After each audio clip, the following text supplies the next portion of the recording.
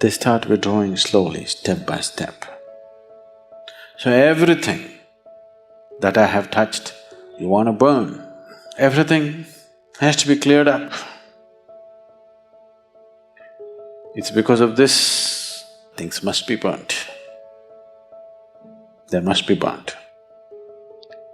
Because otherwise, that being will not go. Once the body is gone, the discretionary mind is gone, and his body is still hanging around in many forms. It becomes a habitation for various kinds of forces, and that's it. No one extra item, because he does not want to touch too many things. Unwanted negative things are present amongst you and cause a lot of disturbance. When a person leaves space behind, what are the things that stay behind us in this world? How does that affect you and your family? According to Sadhguru, a procedure must be followed to get rid of these negative energies. Take a look.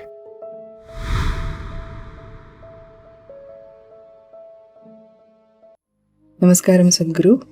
After my father died, I still have several of his clothes, but I know in some traditions you're not supposed to keep the clothes of the deceased. How should this be handled?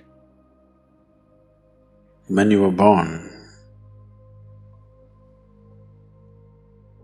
what's your birthday, Jim? 1st of August? Oh, close up. You were not born in one day, though you have a fixed birthday. It took 9.5 months for you to be born, isn't it? Similarly, when you die, you don't die in one day. You die slowly. If somebody is medically declared dead, he still doesn't die fully. The 5 pranas, they start withdrawing slowly, step by step. The physical life energy, which generally is referred to as pran or prana, has 5 basic manifestations. There are 10, but that'll complicate. The 5 basic manifestations. These are called samana, prana, udhana, apana and vyana.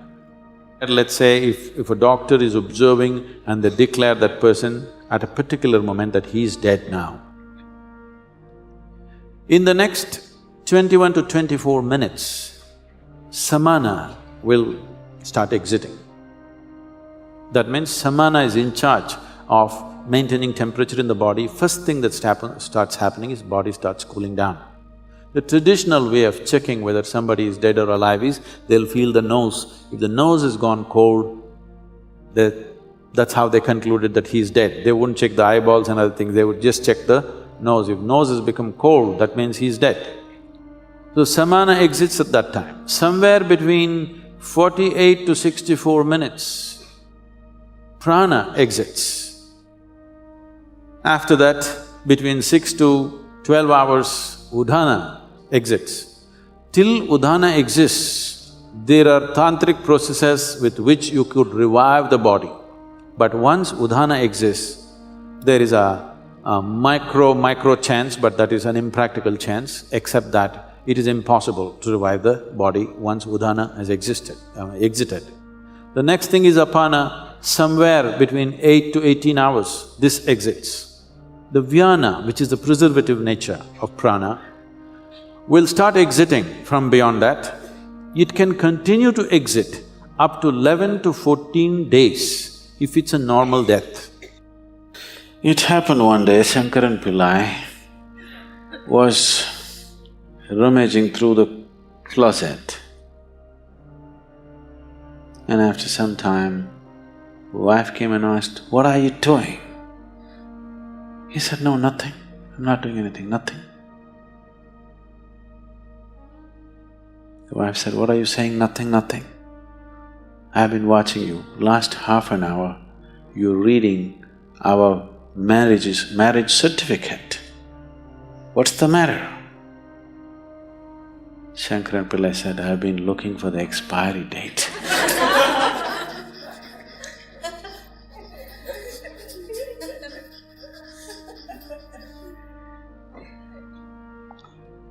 So though there may be an expiry date for one's death, one does not die in a day. It's a slow process. In fact, it's happening right now, slowly. By doing yoga, you may be putting up hurdles in the way of death, but not stoppers. Yes? So, today you know that from your old clothing, we can take your DNA. After you're gone, after 100 years later, we can clone you. Yes? Yes or no? You know? So who you are, at least the physicality of who you are, can be picked up from your clothes and we can remake you. At least someone who looks just like you. We can create the body. So you are still there all over the place. The yogis, when they die, they'll set fire to the hut in which they are living by themselves, because they don't want even a single molecule of DNA to hang around and live, because in some way your physical body is still hanging around.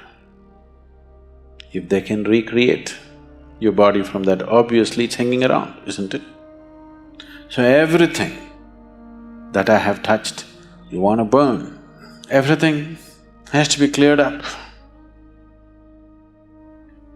It's because of this is the one main reason why people want to keep their physical possessions so minimal on the spiritual path.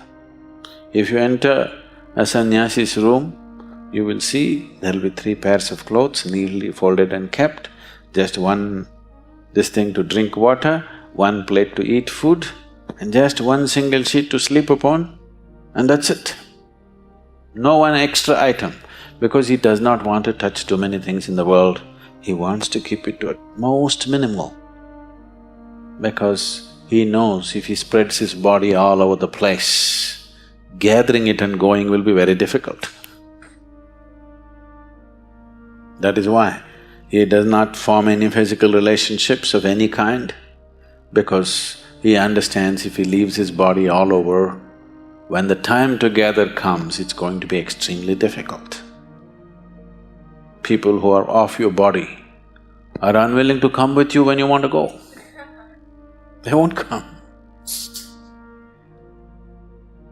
They'll all say, I love you, but they won't come.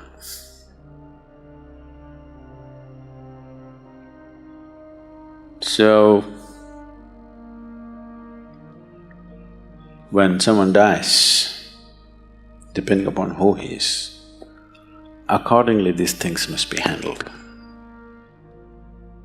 In today's world, when people have gathered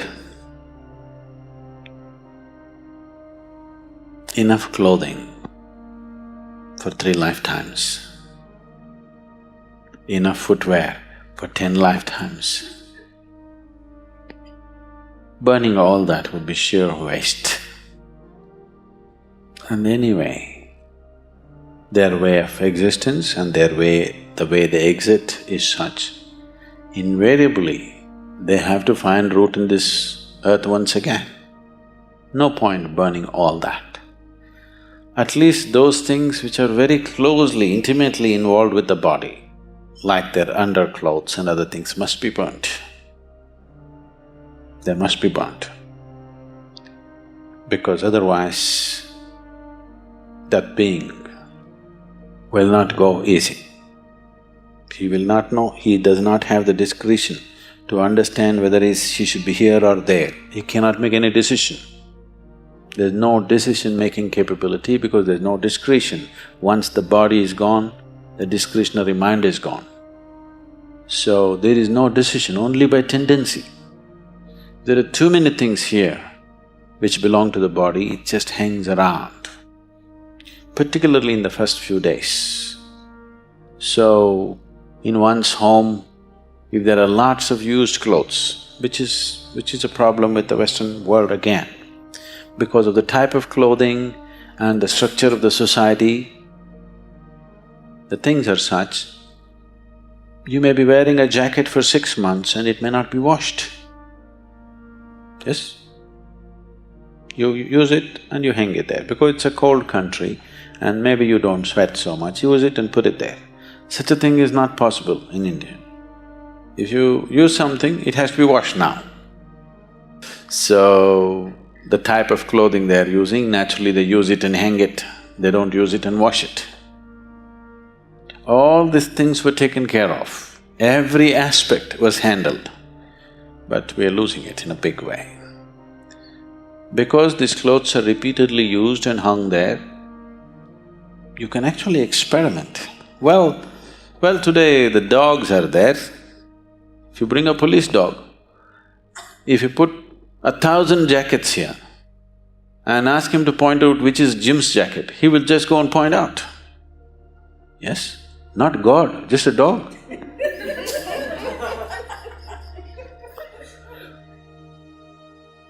So obviously, who you are is hanging there in the jacket in many ways, isn't it? That even a dog can see it. So, once it is like this, when a person has departed and his body is still hanging around in many forms, it becomes a habitation for various kinds of forces. Not only for that person's energies hanging around, for various other kinds of forces. Unoccupied body, your jacket is, in a way, which is not a good way to leave it. So, either they immediately wash it. In India, if they're expensive clothes, they will wash all the clothes. Within the first 10 days or 11 days, they'll wash all the clothes and distribute it to many places, never to one place. You don't take all your clothes and give it to one family. You make sure the jacket goes here, trousers goes there, that goes there, this goes there, so that it gets too spread out to make any significance. Significant presence is not there. Otherwise, all the things which are intimately with the body, just burn it. One of these things must be done. Either you must give it away across the 50 states, so that the old man does not remain confused as to where to go, or you must just burn it up. That's how cautious of their belongings the yogis were. Just try to follow these simple steps without holding any emotional attachments to cleanse your house from negative energies. Click on the video shown to see more from us. What would you like to see in the next video? Share your thoughts and experiences in the comment section. Like, share, and subscribe to our channel. Thank you for watching.